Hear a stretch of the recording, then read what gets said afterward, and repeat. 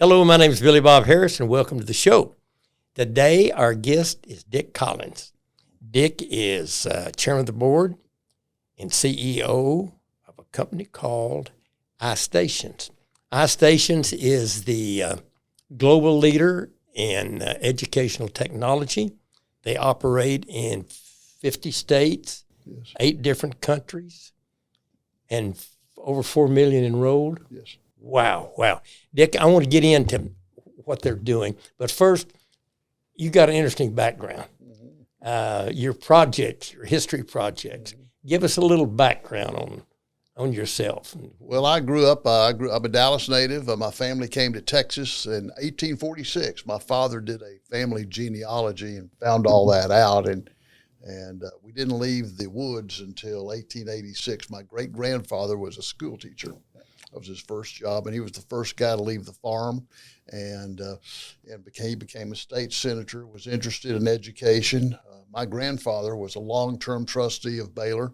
Loved supporting Baptist universities all across the country, specifically in the South and Texas. And so my mother was PTA director, president of the PTA at Preston Hollow School and Pershing School. And so she was the first woman on the Dallas City Council. So we've been involved in education and public policy for generations. Yeah.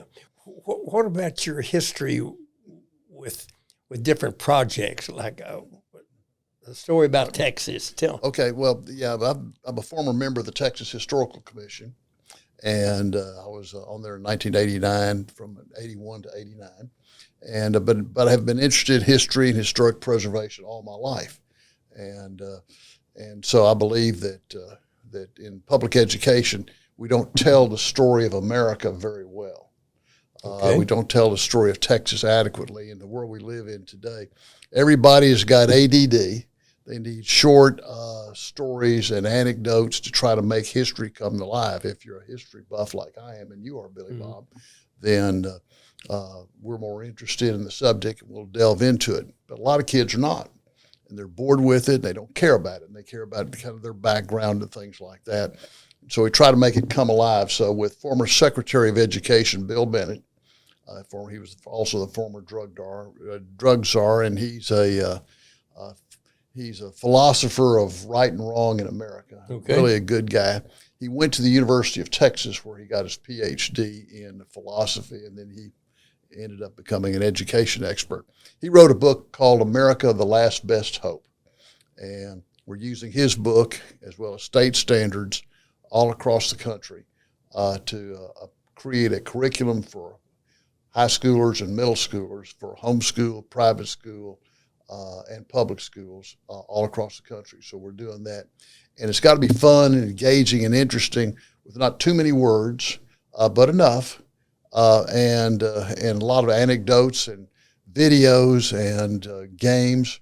And we've built it as a literacy curriculum in the content area of U.S. history. But to make it interesting. Well, it's interesting. It's got to be fun and engaging with a lot of videos, but we want to be educational too. Yeah. So if you want to click, there's a word somebody doesn't understand, they can click on it. They'll get a visual of what actually the word describes, as well as a written explanation of it. So we tried to make it fun, engaging, and interesting for 10th and 11th graders or middle schoolers. Okay. When you've always had, I guess, in your DNA about history, about like I said, the story of Texas, and you did something else. What was it? The house. I was in 1973. I was chairman of the board of 2 banks, and that I had bought myself, and I became interested in history and historic preservation. I went to Jefferson, Texas, and became the CEO and chairman of the First National Bank there. And then the most important house in that town, called the House of the Seasons, became available for sale. And so I bought it, and I paid $35,000 for it, furnished. And I overpaid because the budget to fix it hadn't been renovated substantially in 100 years, and it was an electrical fire getting ready to happen. And so the original builder was a man named Ben Epperson, and he was an entrepreneur, a a lawyer, a political man. He was a long-term member of the Texas legislature, got elected to Congress, almost got elected to the Senate. And so he wanted everybody to know how rich, famous, and important he was. So he built his house for everybody to see. And so he did. So it's a pretty cool house. And most of these houses like that haven't survived because of electrical fires. And so when I bought the house, we had wires hanging down, light bulbs hanging down on a single wire, and hadn't been re-electrified since the 40s. And so it was one spark away from being Wow. So in any event, the budget was, whatever. I can't remember what the budget was. But it was more than a house. I think it was $90,000. It came in a lot more than $90,000 to fix this thing. And so I've gone through the ups and downs of life, and so own the house, and now it's operated by the Collins Family Foundation, and operated as a bed and breakfast and museum tour home. How interesting. And so just remember this, Billy Bob, you're welcome to come down as my guest. We don't make money out of the bed and breakfast. We lose less. Okay. This is but it uses the assets. Okay. We have all the land around it. That's very interesting. Okay, Dick, let's delve in to Istations, their mission, and what drew you to this endeavor. Well, for generations, my family's been interested in education. My Aunt Ruth Collins Altshuler was a long-term trustee of SMU, was interested in education. And we supported SMU and Baylor and numerous schools around the country. But research shows today that in order to help kids learn, you got to start early, and really almost in pre-K, age 3 or 4 years old. And a lot of kids that didn't grow up like I did, that I had every benefit that you could have. And my parents invested with me and invested in myself and my brother, and we had all the opportunities. Mm-hmm. Sadly, a lot of times kids that grew up like me don't take advantage of those opportunities. Mm-hmm. And I want kids that didn't have the chance that I have to have that same opportunity to grow. And education is the one equalizer. You can be smart and go a long way in life. And so as Barack Obama found out, he grew up as an African-American kid in Kansas, and he was gifted and became president of the United States. Yeah. You can go from anywhere. Yeah. So we want to give all these kids a chance to succeed, so we wanted to create a curriculum delivered online that can do that for kids. Okay. Now, did you start Istations, or did you come in and take it? I was the original investor. We had seven. Okay. We had 8 guys in the original deal. 3 of the 8 are still with it. The founding CEO didn't work out, and so he left. And if I wanted my money back, I had to become CEO and go to work. Okay. So I did. Now, Dick, you're in 50 states, 8 different countries. 2 of them are Poland and Ukraine. How did you get in there? I mean, that had to be a you create a program that works and that people can use, and it's easy to use, and you can explain how to make it operate for you anywhere in the world. That is backdoor school choice. If you can deliver a world-class curriculum online, all you got to do is have a computer and punch a button, and you're in business. So I got a call one morning it was a call, and it says no caller ID. You ever answer that call? No. 8:30 in the morning. But every now and then somebody that calls me that's important. And so I decided to answer the call. I didn't think I was going to get a sales call at 8:30. And it was Rick Scott. Rick Scott's the United States Senator from Florida, former governor of Florida, and he went to SMU Law School, met his wife at SMU, and was a lawyer here in Dallas. And he was a lawyer here in Dallas in a business deal I was in. And so I knew him from the early 80s. And so he called me, and he had a man from Poland in his office. He was a Senate member of the Senate federal Senate in Poland, Arkadiusz Malarczyk, Senator Eric. I'm glad you pronounced that. Yeah, I can go. Thank you. Eric, he goes by Eric, A-R-A-K, Eric, Senator Eric Malarczyk. And Eric, they have 400,000 Ukrainian kids in Poland, and they don't know what to do with it. They have 400,000 Ukrainian kids in Poland, living in Poland. when the war started, a lot of mothers and fathers got their kids out of the war zone as quickly as they could. So the Poles have been wonderful in accepting these children and trying to help them as best they can. So they're spread out all over Poland. And they said, we need to teach these kids English. Long-term strategy for all of Eastern Europe is they hate the Russians. They hate the Germans. The Germans destroyed most of those countries during World War II.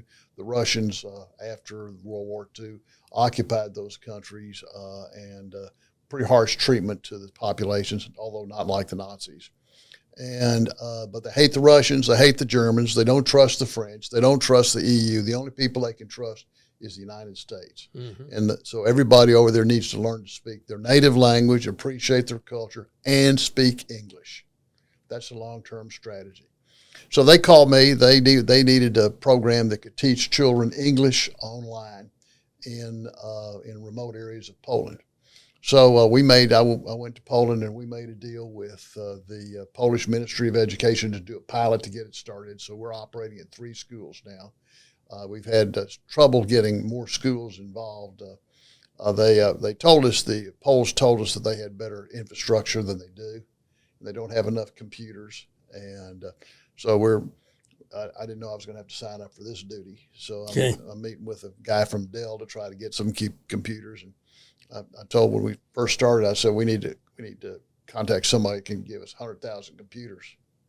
Silence on the other end. But, I didn't know what we needed, but you start with that. Yeah. So anyway, we're going to start with a whole lot less than that, and then go from there. So anyway, Senator Scott called me. We made a deal with them, and so we're off to the races, trying to make it happen. Okay, good. Now, have you spent much time in Ukraine? I have not. We haven't done any. We have not gone into the war zone yet. Okay. The war zone. The war is going to end. We just don't know when. There's a deal on the table that if the Ukrainians will surrender the land the Russians have taken, that they'll have an armistice. The Ukrainians won't take that deal, and so it's going to keep going for a while. Okay. Unfortunately. Dick, I really do admire meeting someone that's doing worthwhile work, benefiting mankind, and profiting at the same time. You check all the boxes. All the boxes. Yes, we do. And we're having fun. That's good. We're having fun. That's good. Having fun, making money, and helping kids. It doesn't really. Hey, how much more can you? Doesn't really get much better than that. Okay. So. Okay, Dick. In closing, now I always like to ask this question. Right. Tell me your 3 favorite words. And it kind of depends on where you are in your life. In 1984, I hosted a party for my political action committee at my house during the Republican National Convention here in Dallas, and I had 12 congressmen and 5 senators there, and we allowed all the press to come in. And one of the members of the press corps went up to one of my friends and said, "What's important in this campaign?" And he looked at her, and he didn't know who he was talking to. He says, "Sex, drugs, and rock and roll." So that made the Dallas Morning News and the New York Times and the L.A. Times. The guy comes up to me and said, "Well, I didn't know who I was talking to. I was just popping off and making a joke." And so I said, "Well, good. It was a good story. We made the international press." But as you get older in life, I've been reading Cicero's a treatise, Life Well Spent, and he said 3 things are important. The pursuit of knowledge all your life, honorable actions, and the practice of virtue.